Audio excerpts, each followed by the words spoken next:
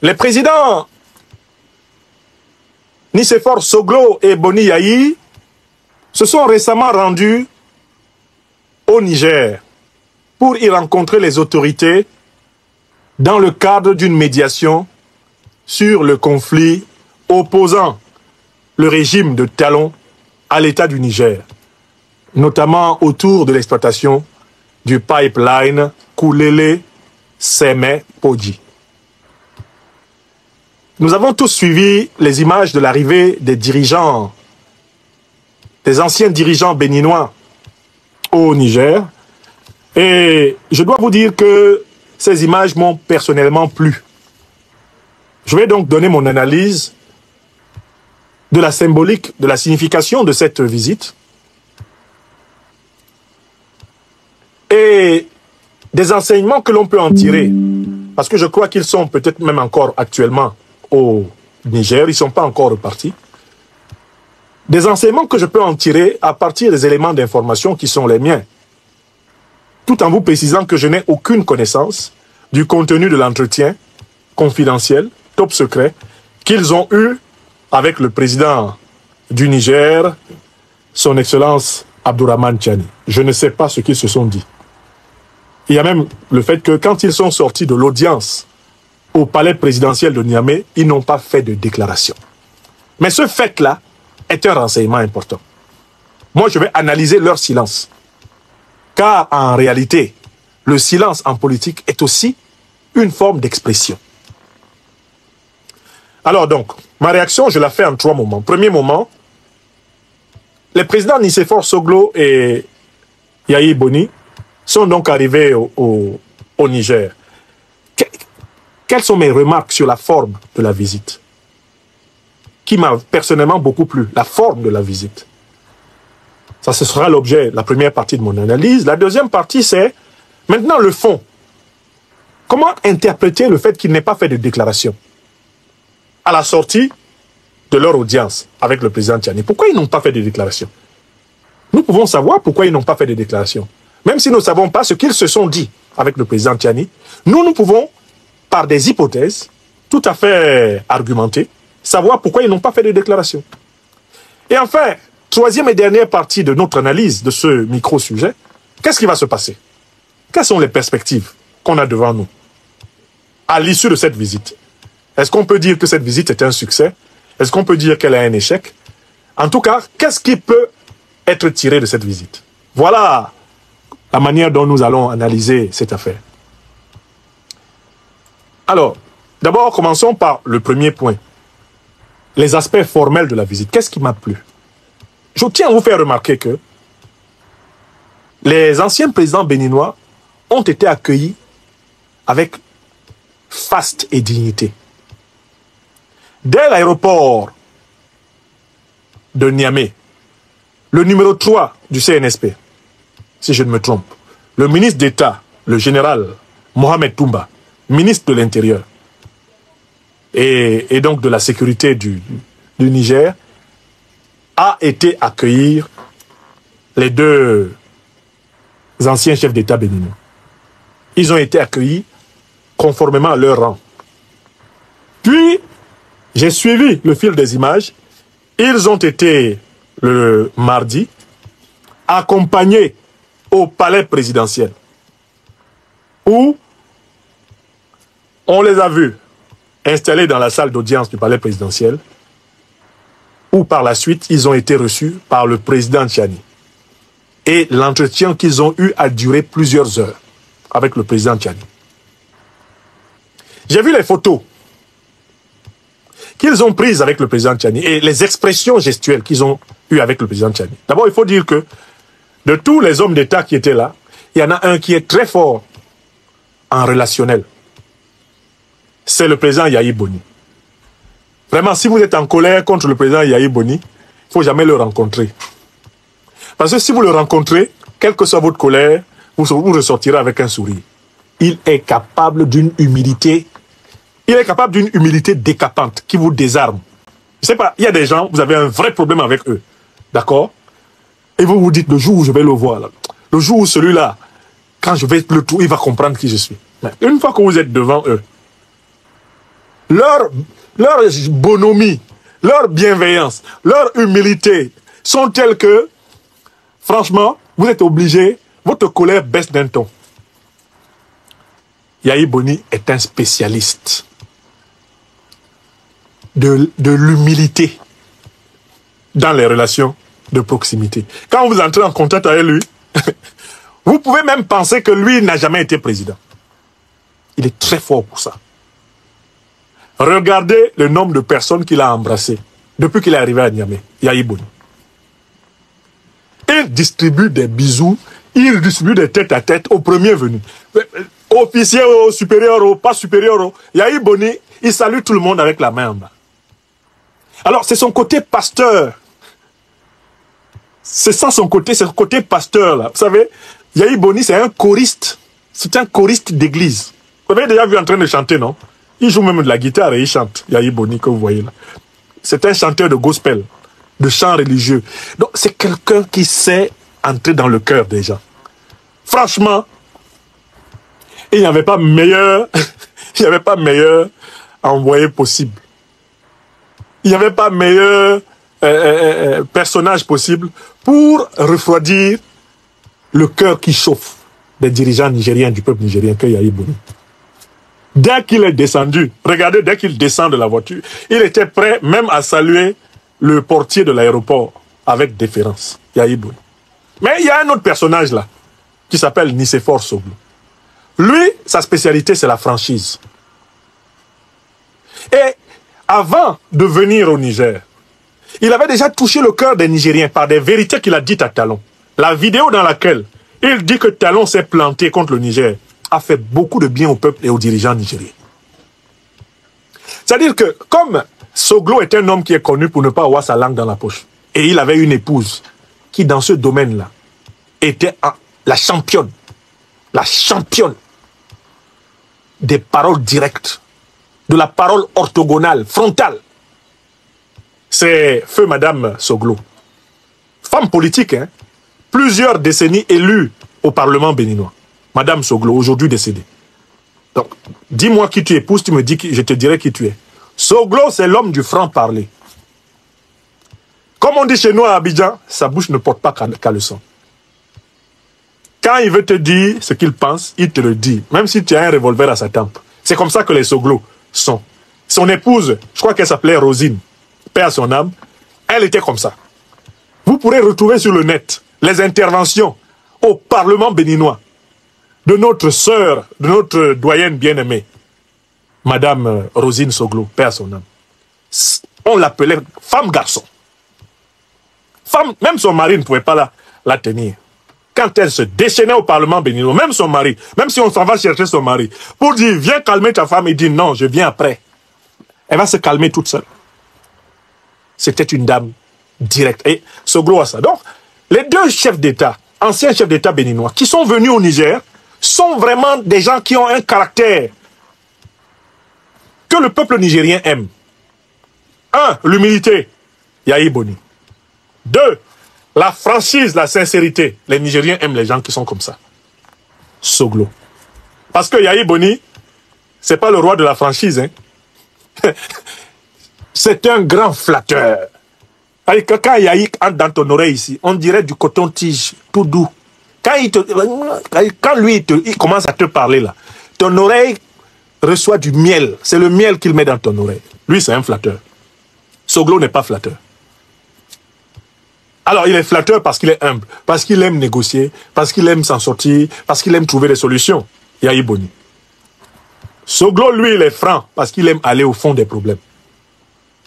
Et comme c'est quelqu'un qui, en réalité, est habitué à appeler un chat, il considère que c'est sa marque de... Alors, très bien. Donc, ces deux-là, vraiment correspondent à la mentalité des Nigériens que j'étudie depuis plusieurs années. Les Nigériens sont des gens très humbles. Ils sont d'un abord facile. Mais attention, il ne faut pas essayer de les tromper. Parce que tu les trompes une seule fois. Les Nigériens, là, tu les trompes une seule fois. Je discutais avec quelques officiels, il y a un mot. Il y a un mot qu'on entend souvent chez les grands Nigériens. C'est que eux, dans le Sahel, les Sahéliens ont la rancune tenace. Ils ont la rancune tenace. C'est-à-dire que quand tu leur as fait une crasse, tu ne réussis qu'une seule fois à leur faire une crasse. Ils ne te donnent jamais l'occasion de faire une deuxième. Ça, il n'y a rien à faire. Dans la psychologie des Nigériens, c'est comme ça. Tu me roules une fois. Si la deuxième fois tu me roules encore, je m'en veux moi-même à mort. Je ne t'en veux plus. C'est à moi que j'en veux. Vous comprenez? Donc, je suis toujours dans les éléments formels de cette visite. J'ai aimé que ce soit ces deux émissaires. L'un représentant la grande humilité et l'autre la grande sincérité. Et vous voyez très bien qu'au fur et à mesure qu'ils sont restés à Niamey, vraiment, les visages se sont décrispés. Regardez les images. Les visages sont décrispés.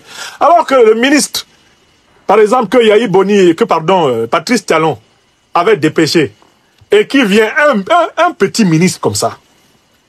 Tu viens dans une capitale, tes homologues de même degré te reçoivent. Tu as un message pour le chef de l'État, on dit ok, donne, on va lui donner. Tu repars à Cotonou, tu te mets à te plaindre. Je suis allé, on ne m'a pas reçu. Toi, tu es qui? Est-ce qu'un ministre d'un pays étranger peut imposer à un président de la République de le recevoir? Vous voyez déjà la différence d'allure au niveau de la forme entre l'ancien émissaire de Talon, le ministre de l'énergie qu'il avait envoyé du pétrole, et le comportement des deux anciens présidents béninois. Vous avez vu la patience qu'ils ont eue?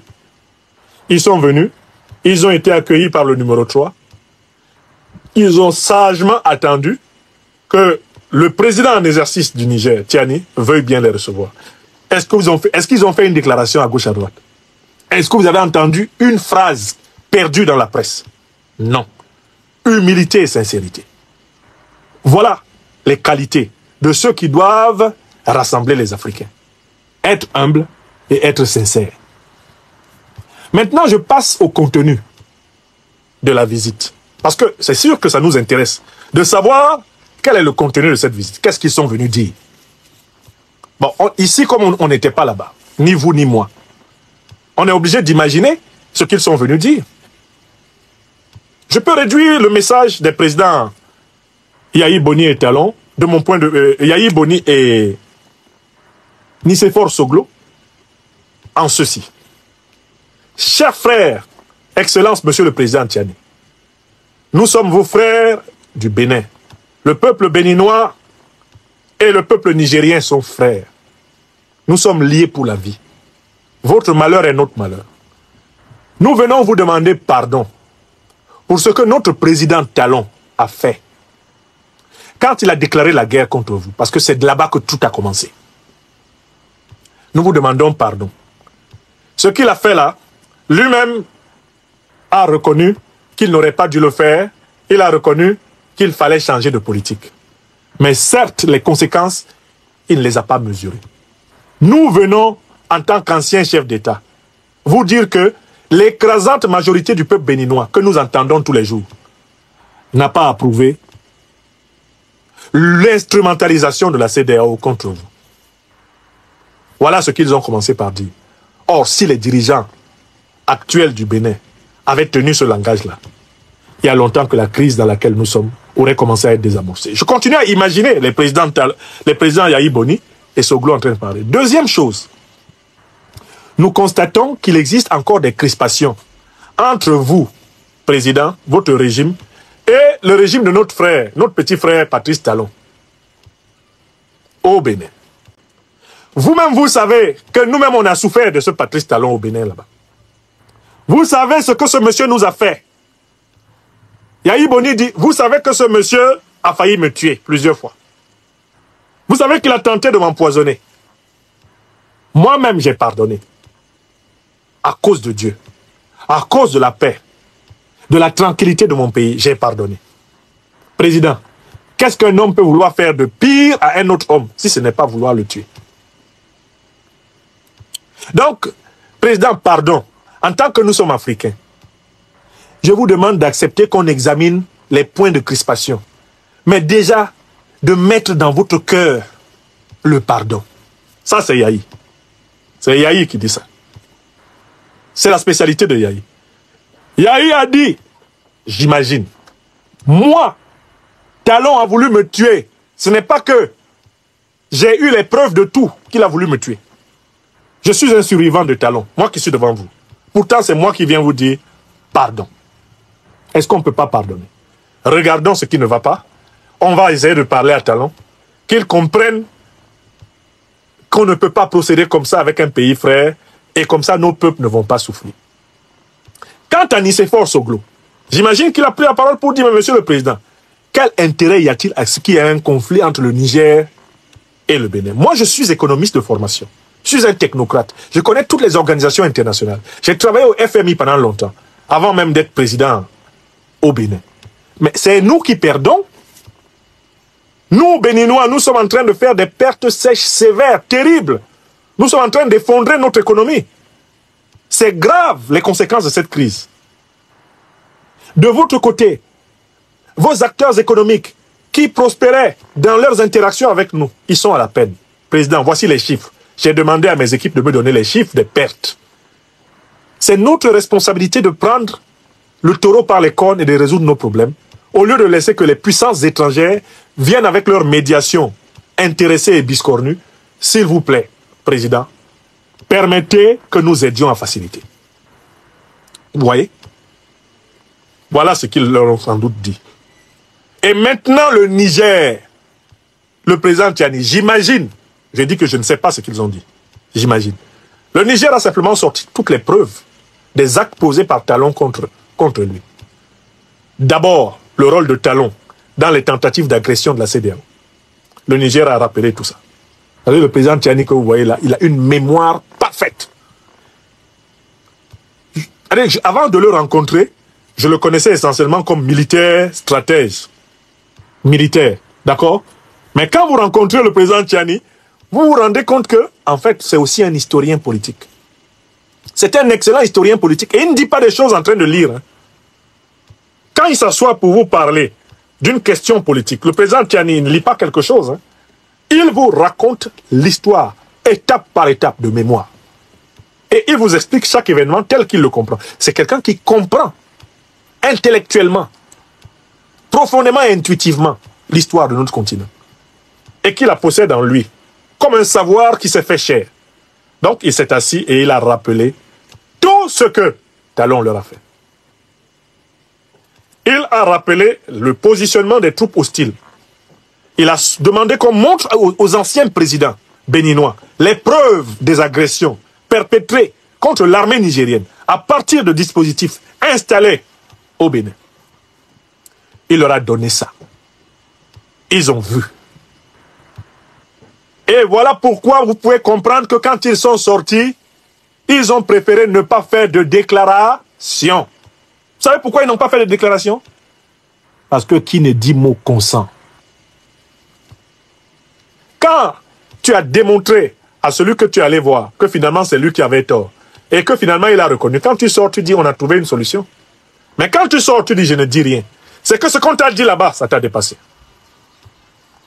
Les deux anciens présidents béninois, quand ils sont sortis d'audience, ce que le président Tiani leur a donné comme preuve, c'était tellement lourd qu'ils ont dit, ici, là, aucune déclaration. Parce que s'ils faisaient une déclaration, ils devaient être obligés de reconnaître publiquement les torts du Bénin. Or, ce n'est pas ça qui va faciliter la médiation.